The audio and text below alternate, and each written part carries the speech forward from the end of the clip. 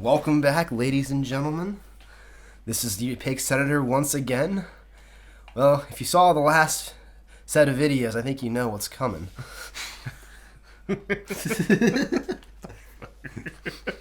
Oh no. Oh no. Ah, damn, that nut's gonna do that again, isn't he? Yeah, we're gonna see what's gonna happen here, folks. Yeah, but like we noticed at the end of the first game, there's a pretty shitty cliffhanger. Like I didn't really mince words.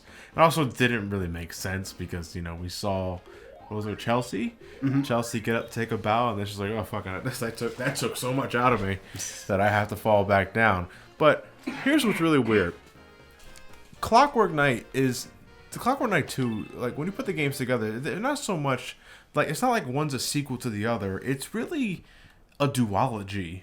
Like, you need one to understand the other. That sounded very deep. But that's what I get from all this. Because if you jump into Jesus Christ, what was the name of that damn steed? I'll say it at the end. I can't remember. Invading my personal space and shit. But we'll do 5. You can't jump into Clockwork Knight 2 without playing the first one to make sense of the plot. Because you're left with so many questions at the get-go. Who's this? Who's that? Why should I care? Who should I care about? Alright, guess we'll get it going then. But what can we expect, though, from Clockwork Knight 2 in this sequel? Well, it picks up right where we left off. Oh, shit. You see, that's what I'm talking about. I was like, whoa, what the fuck happened here? Oh, hell. Oh, fuck. I just rescued her. So in this one... Turn that music off! I love how he has the unsheathing of the Keyblade. They went that way. Oh, I saw that. They finally worked together for this task, and then they go their separate ways, never to be met again until the end of the game.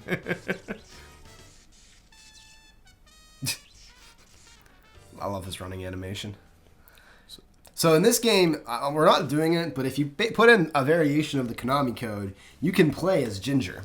Yeah, the White Knight that we just saw. Up, up, down, down, left, right, LR, LR. That's the code that you use to unlock Ginger.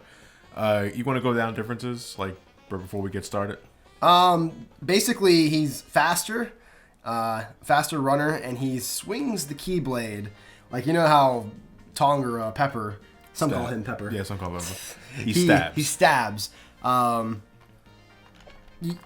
could say that Ginger kind of... He swings it in an arc. He does, like a traditional broadsword, or yeah, in essence. So, if anything, you may have said this in the beginning of Clockwork Knight 1, but Ginger's could be considered an easy mode. In a way, I think Tonga is kind of the hard mode, which is the main mode here. Yeah, but Ginger's a little, again, because you can hit things more at a wider area. Yeah. So, but I would think the higher speed will make him harder to control. A little bit, yeah. It's a little harder to control, but Tonga is already fairly hard to control at times. As we'll see when we get to the fucking later half of this game. Yeah, John kind of watched a bit of my practicing as well. And this game is, I will say, this game is easier than the first one in a lot of ways, in my opinion. I don't want to deal with him. But it's like the last 2 levels require you to be more dexterous than you already are with a character that's already as slippy as all get out. We talked about like the slick controls plenty of times in Clockwork Knight 1, but you really feel it here because sometimes the platforms can get pretty goddamn narrow, and as you saw there just momentarily, Pepper has knockback. Big knockback. I don't like knockback. I think I made that point clear in many things that I've played that has knockback. If it hasn't, I want to make sure you guys know. Hub Worlds. Yeah, you guys all should all know plenty about that. That's why I try not to harp on it as long as I used to, because you guys already know that shit. I always enjoy your dislike of Hub Worlds. If I feel I can get away with ranting at something, then I'll do it. But if I don't feel like wasting the energy, I'm most likely not going to waste the energy. A disco ball. Yes, shiny disco ball. Thank you for the DDR. Yeah, that's fine. We played some DDR Extreme about a week ago. Yes, with we a machine did. that froze. A couple of times in that one song. and you still managed to fucking pass it. Oh, that was freaking hilarious. Yeah, like just go into that because it looks like we're all very trade familiar territory. I'm open to any sort of tangential discussion. Yeah. Well, first off, so you see these playing cards. I'm not really gonna go for these. They are different from the first game. Basically, if you get all of the playing cards in all the levels, which I believe there's 32 of them. 32 in all. I'm dealing with those guys right now. You get some kind of bonus options menu, but I've looked it up because I never did it when I was a kid, and I can't find a single thing on it, like what it gets you. So it really must be hitting underwhelming. stupid. Even the internet doesn't care, so Yeah. I'm thinking that. Clockwork Knight, you know, but besides being run of the mill, as we said for the first game, I wouldn't even say is a cult classic, to be honest. You know? No, it didn't have the following that one might hope. No. And this wasn't going to be the last game in the series. I've looked it up. Apparently, really? there was also going to be like a spin-off series, and there was supposed to be a planned third game for the GameCube. Really? But it got scrapped. Interesting. Because I guess it just wasn't enough interest for it. But apparently they had other ideas for Clockwork Knight, but nothing came to fruition because I think the first two games just didn't sell well. And going into the second game, I do like this 3D thing. This is something else I really didn't do anything of in the first yeah, game. taking advantage of the rendered background, that's fine. They make this a little easier too. They give you a little jump thing and they actually make the thing glow. And make it wider too. Yeah. You can kind of aim it a little better. I still missed, but... But let's go into release dates here. This game, Clockwork Knight 2, only came out like 7 months after the first game did. So I think they had to do that because they left the first game with such a cliffhanger. Yeah, it's like this is two halves of one game. Which does make sense thinking about it, considering how short each game is separately. Mm-hmm. If you put it together, it's kind of like Sonic 3 and Knuckles, really. It's true. Like one Sonic 3, one's a Knuckles, only they're not as good as either of those. But anyway, getting back to the story. Another change up from this game. You get to ride your steed a couple times. Dude, look at that. That fucking his head is a projectile. It's friggin' awesome. And it just keeps coming back. It's like a yo-yo. It's friggin' awesome. A yo-yo alcohol donkey bottle. I mean... Only in Clockwork Knight. Only in Clockwork Knight. Only this winter. Only this winter. Winter is coming, John. Yeah, you're right. Winter is coming, God, it's John. almost been a year since we did Christmas nights. That's crazy. That's fucking Damn it, nuts. I always miss that. Oh, I'm such an idiot. Yeah, it is pretty nuts that we did that long ago. It didn't feel that long ago. It doesn't. Like, it really didn't feel that long ago. Well, I think I saw you a little more this year than I have in the past. Yeah. I just got raped. He prefers donkeyed. Don Quixote. Donkey. There ain't no fucking windmills here. Exactly. So yeah, this is, I mean, different pathways you can take, which is pretty cool. Oh hell. God damn, just got wrecked by a rolling pin, yeah. One thing you also probably noticed was a lot more clocks and, of course, clocks in Clockwork Knight. And a lot more clocks in this version and a lot more bottle caps. So you do get the option of getting more lives easier, which is nice. But it also, you don't need them as much, so. You're rocking the double digits, like in the test playthrough. Yeah. Yeah, it was... You just flat out fucking missed a letter. Yeah, I just like... I blame your steed. Like, fuck it. I blame my trusty steed. He's not so trusty now, is he? So that was, I mean, now we're up to the boss already. The first world's almost done. Yeah. The other thing you'll probably notice, too, there wasn't a giant long intro sequence because, I mean, we already had it. We already had it. So maybe that's why it was so long in the first game, because they had to make up for it. Yeah. They knew they were going to have anything in the Again, it's game. like they were planning 2 games from the get-go, but they couldn't fit everything into one disc. So they had to split it into 2 discs. Like, if you're going to get Clockwork Knight 1, it just makes... I don't even buy that. Check this boss out. Was it just a singer? The singing snake. His weakness is obviously the mic. He isn't very rad on the Take mic. away his audience. And make him suffer. His audience was... Yeah. Take it. Take it. It never gets old. No, it really does not. Yeah, so that story. I keep saying we're talking about it, but I don't. So John came out to visit me in Pittsburgh, Station Square, of course. Which there the video may already be out on Some Call Me Johnny at this point, so... That's so yeah. See the video for that if you want to see what happened. But basically, it was about as empty as regular Station Square in Sonic is. So. Which I warned them ahead of time. Yeah, we just did it because of the Sonic reference. Oh yeah, which I get it, and it was hilarious. But It really wasn't about that bad as far as that was concerned. But anyway, after all that, John stayed with me an extra day, and I always missed the dang jump rope. Jump rope and kill. Yeah. So we come out and there's a mall that really they could film a zombie movie at by me. It's called Century 3. Though we did do the research and like was it Dawn of the Dead? Yeah. Was filmed in Monroeville Mall. Which we're not too far from. No, which is also fairly close to where I live. Yeah. But anyway, yeah, it was a desolate looking mall. It's sad. Great comic book shop. There are some good stores. Yeah. But definitely one of those things where like you could really film the zombie apocalypse there.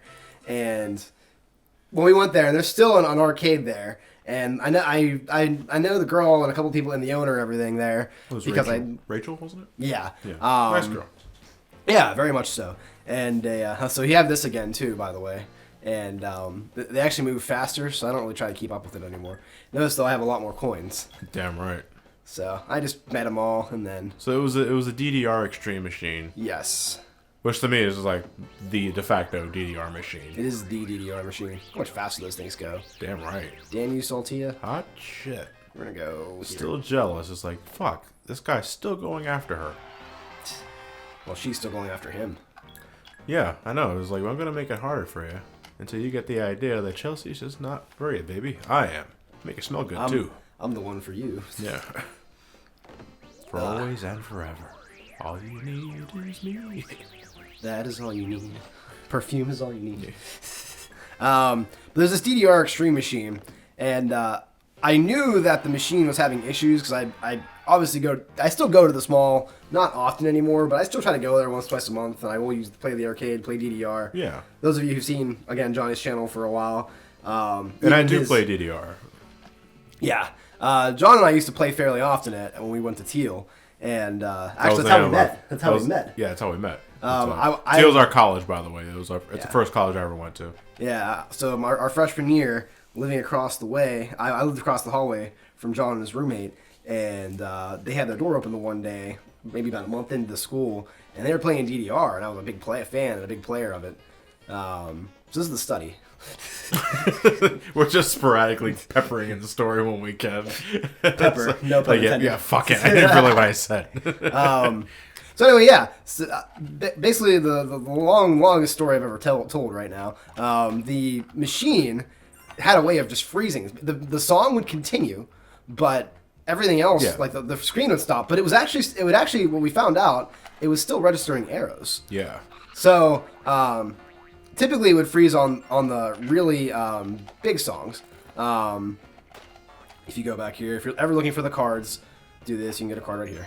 There you go. So, yeah. So the machine would freeze, and it would still register arrows as if the song is still going. Yeah.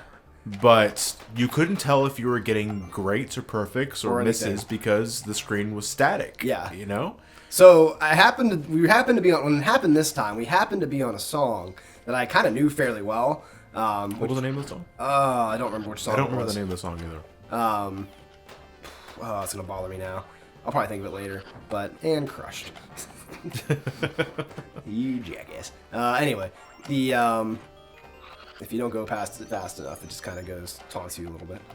What a picky motherfucker. I know, right? I don't want to go down there yet. So the song freezes, and I just kind of keep hitting the arrows as I remembered them. And you get pretty fucking nuts, too. Like you're tap dancing.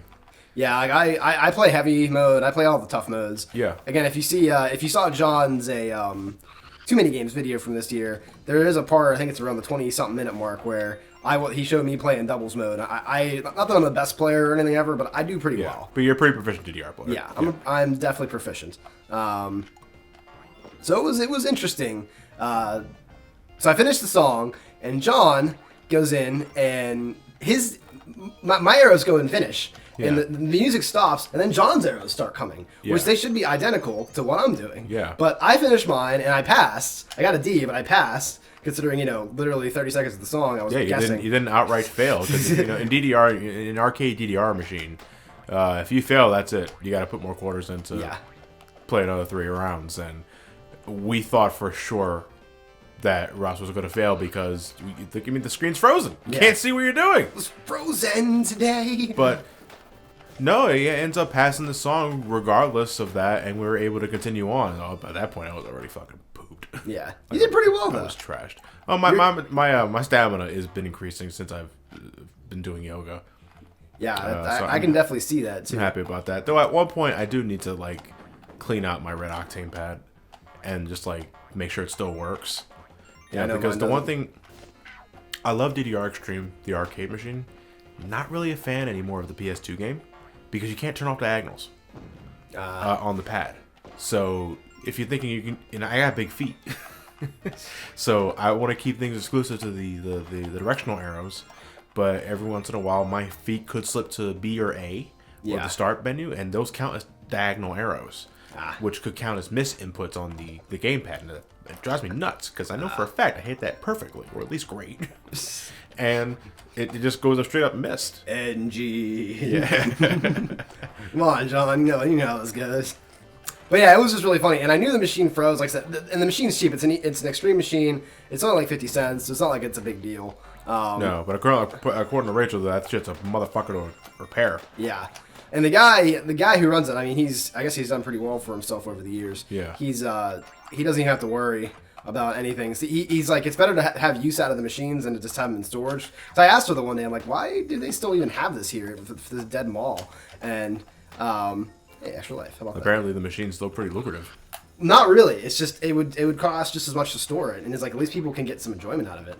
Which I was like, well, that's pretty awesome. Cool. He's a benevolent boss. How about that? I think I forgot something in this room. That's okay. Yeah, DDR machines are unfortunately becoming a little more hard to find. Oh, very hard to find. It's very frustrating. Actually. But like when I run into one, like out of the run of the mill, just going through my motions, and I find a machine, I kind of get a little giddy. Oh yeah, it's fun. I like playing DDR. I never got into like In the Groove and Pump It Up. Mm-hmm. It's always DDR that I like to play. Yeah, see, I like them all. I mean, my favorite, honestly, is probably In the Groove, just because of the song selection and the difficulty. Like, it's one of the most challenging. You see, that's why I don't like In the Groove, because I don't like the song selection. Because you can set up In the Groove to play like DDR. You turn off the fucking mines and all that. That's all you gotta do. But it's like the song selection, I just can't get into it.